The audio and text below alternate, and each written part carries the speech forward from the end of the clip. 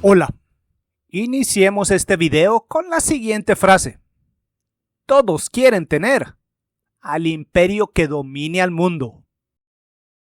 En Europa, en 1871, el imperio alemán había derrotado rotundamente a Francia. Alemania estaba en ascenso. Y 17 años más tarde, en 1888, el Kaiser Wilhelm II ascendió al trono y acarició la idea de crear un enorme imperio de ultramar. Y como parte de su plan, tenía que tener a una enorme flota de guerra para que, de ser necesario, quitara del camino a la Marina Real Británica, la fuerza naval más grande de la época. La Marina alemana había comenzado su historia como una diminuta fuerza de defensa costera para proteger a sus playas ante el Mar del Norte y el Mar Báltico. Pero, en 1898, en los nuevos astilleros del Kaiser, comenzó un enorme programa de acelerada expansión naval. Y bajo la dirección del almirante Alfred von Tirpitz, entre 1898 a 1906, Alemania ya se había convertido en la segunda marina de guerra más grande del mundo. Para 1906 ya tenía a 18 acorazados con varios más en construcción. Y con cada día que pasaba, la flota alemana crecía un poco más. Pero esa enorme expansión no pasó desapercibida. Y aunque Gran Bretaña aún tenía más acorazados que los alemanes, tomó muy en serio la enorme capacidad industrial alemana, y los líderes británicos tomaron una serie de interesantes decisiones estratégicas. Este era el Imperio Británico al inicio del siglo XX, y primero, en 1902, firmaron un acuerdo con el Imperio japonés. Ahora, el Japón se comprometió a proteger con su marina de guerra los intereses británicos en el Pacífico. Y luego, en 1904, establecieron la Entente Cordiale con Francia.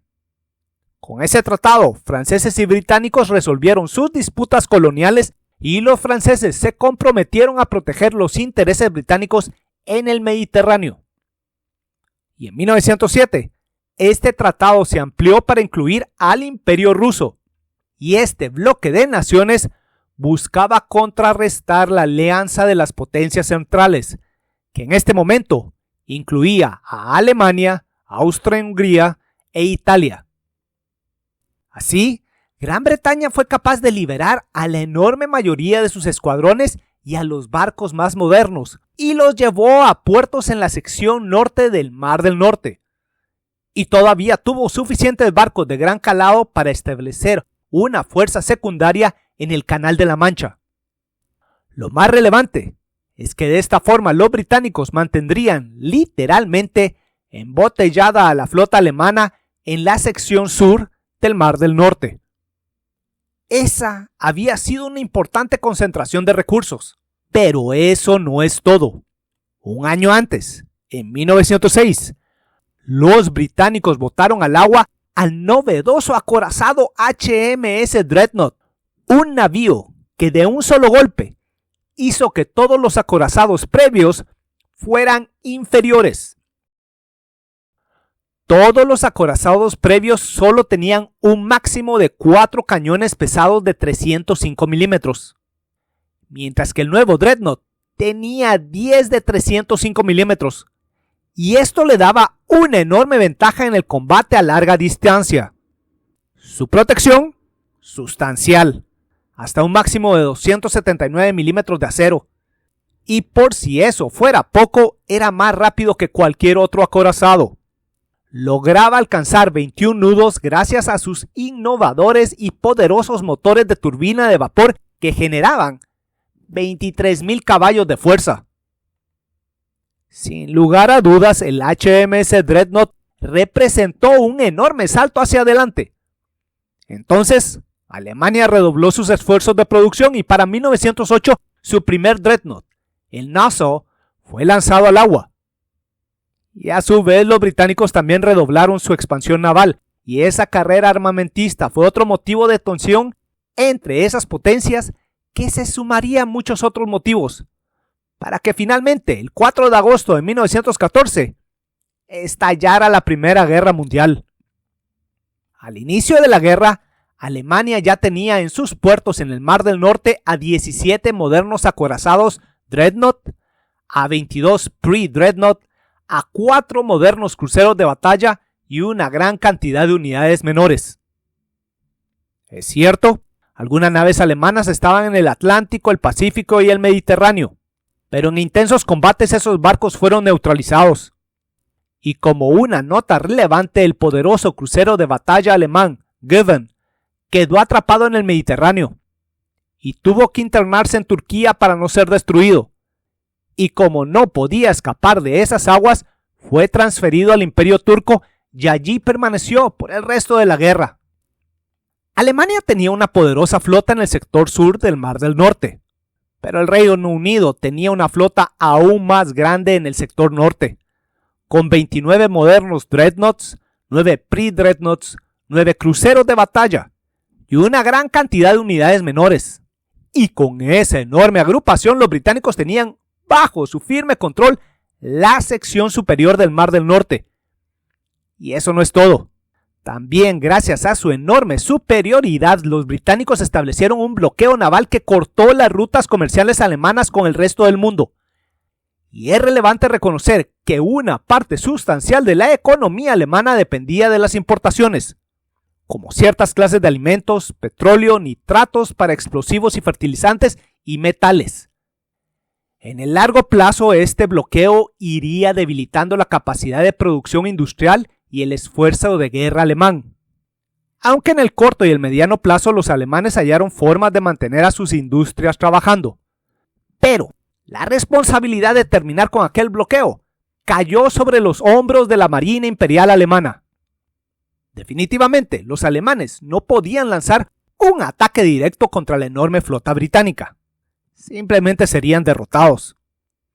Pero en lugar de un ataque directo, usarían a su puñado de poderosos y rápidos cruceros de batalla, más varios escoltas, y atacarían algún blanco en las islas británicas para forzar una respuesta. Pero precisamente esperaban que la respuesta británica fuera desordenada y precipitada, y que solo algunos escuadrones arribaran a la lucha. Y estos caerían en una trampa, porque más al este estarían todos los acorazados alemanes y sus escoltas, y así derrotarían a elementos aislados de la flota británica.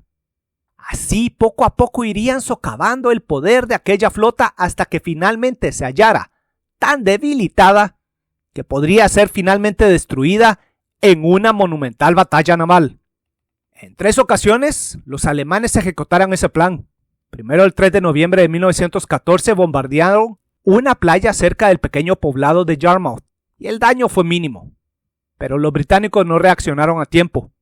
Luego, el 16 de diciembre, atacaron directamente a 3 pequeñas ciudades, Scarborough, Hartlepool y Whitby, y los proyectiles alemanes mataron a varios cientos de civiles. Pero, por segunda vez, la Marina británica tardó mucho tiempo en reaccionar, y los alemanes se retiraron.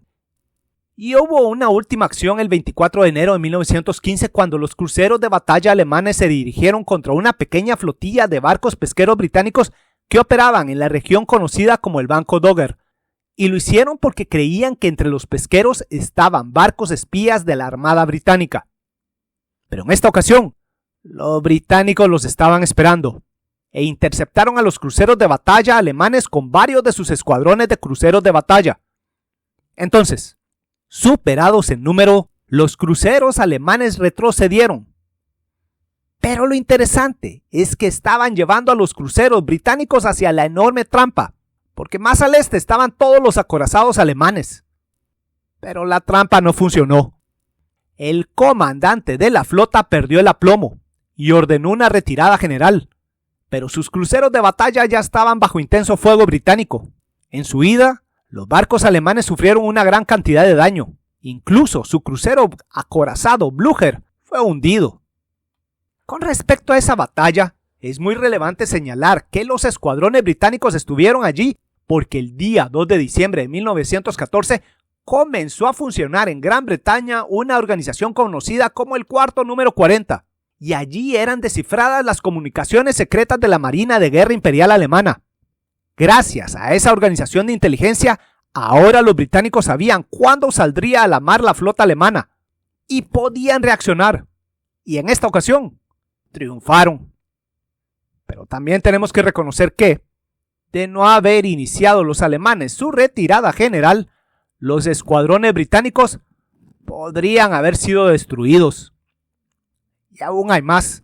Cuando el Kaiser se enteró de aquella derrota, pegó el grito al cielo y prohibió por completo que su preciada flota saliera a realizar más incursiones. Ahora permanecería anclada. Los británicos habían ganado una gran victoria estratégica. Pero en el continente, la enorme guerra continuaba. Y mientras los británicos mantuvieran el bloqueo marítimo, en Alemania se sufriría poco a poco cada vez más escasez. La Marina de Guerra alemana tenía que resolver esa situación. Pero con la prohibición del Kaiser, los mandos alemanes tenían que encontrar otra solución. Entonces echaron mano a una de sus naves más modestas, los diminutos, pero letales submarinos. El 4 de febrero de 1915, Alemania declaró el establecimiento de una zona de guerra alrededor de las islas británicas, anunciando que todos los mercantes, incluso neutrales, podrían ser atacados. Y los ataques pronto comenzaron, y en cuestión de meses los submarinos ya habían hundido a algunos cientos de mercantes, aliados y neutrales. Fueron pérdidas moderadas, pero lo más importante es que hundieron a varios barcos de pasajeros. Como ejemplo, el 7 de mayo de 1915 hundieron al transatlántico Lusitania. Murieron 1.198 personas, incluyendo a 128 ciudadanos estadounidenses. Y luego, el 19 de agosto de 1915, hundieron al barco de pasajeros Arabic. Y allí murieron más ciudadanos estadounidenses. Esto intensificó la tensión entre Alemania y los Estados Unidos. Y para evitar que los Estados Unidos entraran en la guerra en septiembre de 1915, el Kaiser ordenó detener por completo la ofensiva submarina. Lejos del Mar del Norte, dirijamos nuestra atención por un momento hacia el Mediterráneo, al estrecho de los Dardanelos, porque en marzo de 1915 británicos y franceses lanzaron una operación naval con la intención de perforar las defensas otomanas y crear una ruta directa para reforzar la lucha en Rusia. Pero, primero, una nutrida fuerza de acorazados fue rotundamente derrotada. Y luego, el 25 de abril de 1915, iniciaron una operación anfibia, que también fue un enorme desastre, ya que la tropa lanzada a la lucha pronto quedó atrapada en una guerra de trincheras, que finalmente terminó 7 meses más tarde, cuando los aliados evacuaron a su tropa en enero de 1916. La campaña de Galípoli fue una enorme derrota aliada. Para mayo de 1916, la guerra ya se había alargado por 2 años y la marina alemana solo había logrado éxitos modestos con sus pequeños submarinos. Pero tras aquella larga inactividad, los almirantes alemanes obtuvieron de su Kaiser la autorización para efectuar una nueva operación con su flota de guerra, con un señuelo y una trampa, para destruir a elementos de la flota británica. Como siempre, los cruceros de batalla alemanes saldrían a buscar blancos de oportunidad. Aunque tenemos que observar que esta vez efectuarían su misión muy lejos de la costa británica. Y ahora, además del apoyo de todos sus acorazados, los alemanes colocaron varios submarinos ante las principales bases navales británicas para interceptar y causarle bajas a los barcos británicos que salieran a la lucha. Y de enfrentarse, los británicos estarían en inferioridad de condiciones y podrían ser derrotados. Así pusieron los alemanes a su plan en movimiento. Pero también los operativos en el cuarto número 40 dieron la señal de alarma. La flota alemana iba a salir de su santuario el 31 de mayo. Entonces, esta vez, se ordenó que toda la flota británica saliera a la lucha. No dejarían un solo barco atrás. Y toda la flota partió. Pero por varias razones la trampa con los submarinos falló por completo.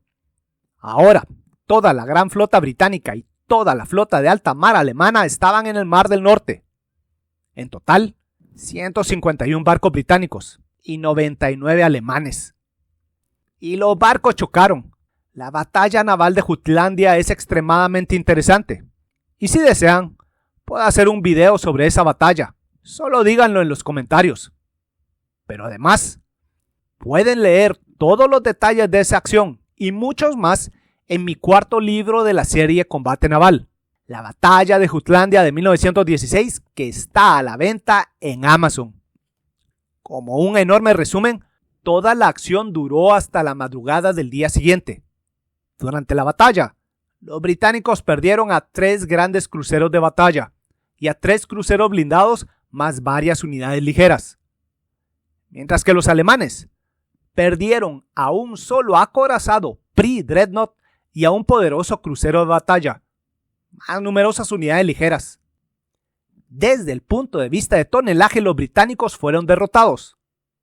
Pero, como la flota alemana fue sorprendida y casi rotundamente derrotada, por segunda vez el Kaiser prohibió que su flota volviera a salir al mar. Los británicos ganaron una nueva victoria estratégica y su marina podía continuar con el bloqueo. Entonces, el 1 de febrero de 1917, Alemania reinició su ofensiva submarina contra Gran Bretaña. Al inicio de su primera ofensiva, en febrero de 1915, los alemanes solo habían tenido 29 submarinos operativos. Pero ahora, 2 años más tarde, tenían alrededor de 105 y comenzaron a causar estragos. Los niveles de hundimientos alcanzaron cifras alarmantes y desde febrero a abril de 1917, cerca de 2 millones de toneladas de barcos mercantes fueron hundidos, incluidos barcos neutrales.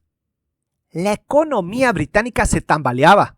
No solo las reservas de alimentos cayeron a niveles peligrosos, pero también los niveles de petróleo. Y ahora los barcos más modernos de la Marina Real Británica y la aviación británica usaban petróleo. Las reservas se redujeron a niveles críticos y ponían en un enorme peligro la capacidad del Reino Unido para seguir luchando. Parecía que Alemania estaba a punto de ganar la guerra. Pero entonces, el 6 de abril de 1917, luego de más hundimientos de barcos neutrales y más ciudadanos estadounidenses muertos, Estados Unidos finalmente declaró la guerra contra Alemania. Y con su ingreso a la guerra en mayo de 1917, 35 modernos destructores fueron asignados a la lucha antisubmarina.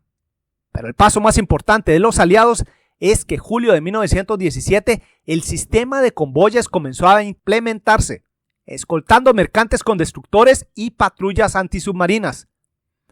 Y para octubre de 1917 los hundimientos de mercantes cayeron estrepitosamente y las pérdidas de submarinos alemanes se incrementaron. Y para 1918, la introducción de nuevas tecnologías como hidroaviones de patrulla y cargas de profundidad más efectivas redujo aún más la efectividad de los submarinos. Para 1918, la ofensiva submarina había sido neutralizada. Y este fue otro factor que contribuyó a la derrota final de Alemania en la Primera Guerra Mundial. Conclusiones. Para pelear en todas las guerras modernas es absolutamente necesario tener un flujo constante de equipo, armas, municiones y suministros. Y en el caso de Alemania en la Primera Guerra Mundial, sus rutas marítimas eran muy importantes. También es cierto que Alemania tenía muchas otras materias primas disponibles en el continente. Pero en particular, su producción de alimentos era muy sensible a la importación de productos de ultramar. Precisamente, para asegurar a sus líneas de comunicación, había nacido la Marina Imperial Alemana. Pero como los británicos lograron concentrar a la enorme mayoría de sus recursos en el Mar del Norte, ellos lograron cerrar efectivamente el comercio internacional alemán. Era una lucha por mantener líneas de comunicación abiertas, pero al no poder efectuar un ataque directo, Desde 1914 a 1916 los alemanes intentaron atraer a elementos de la flota británica a su destrucción. Pero primero fueron derrotados en la batalla del Banco Dogger en 1915 y luego en la famosa batalla de Jutlandia en 1916. Y luego de esa última batalla el Kaiser ordenó que sus grandes barcos nunca más salieran a pelear. Entonces los alemanes usaron a sus submarinos. La campaña de submarinos de 1915 tuvo pocos resultados y por un momento casi provocó que los estadounidenses entraran a la guerra. Por ello los alemanes detuvieron esa ofensiva. Pero menos de un año más tarde, tras el enorme fiasco en Jutlandia, reanudaron sus ataques con muchos más submarinos y esta vez estuvieron muy cerca de estrangular al Reino Unido. Pero por varias razones los submarinos alemanes fueron finalmente derrotados. Y todo ese tiempo, el bloqueo británico de Alemania pudo continuar sin interrupción. La industria de armamentos alemana tuvo limitaciones, pero permaneció pujante. En cambio, la producción de alimentos fue empeorando cada vez más y más. En el frente, la alimentación de la tropa era cada vez más complicada. Pero en la retaguardia, la alimentación de la población civil era un auténtico desastre y cientos de miles murieron de hambre o de enfermedades. Como idea final, porque los aliados tenían el control de los mares, pudieron mantener un flujo constante de suministros y tropa a los campos de batalla. Mientras que el bloqueo a Alemania se convirtió en un desastre para esa nación. En el frente, la falta de alimentos debilitó la moral de la tropa. Mientras que en la retaguardia el hambre y el malestar social crecían y eso aceleró el colapso del esfuerzo de guerra alemán. Y fue otro factor que lo llevaría a su rendición. Así de simple.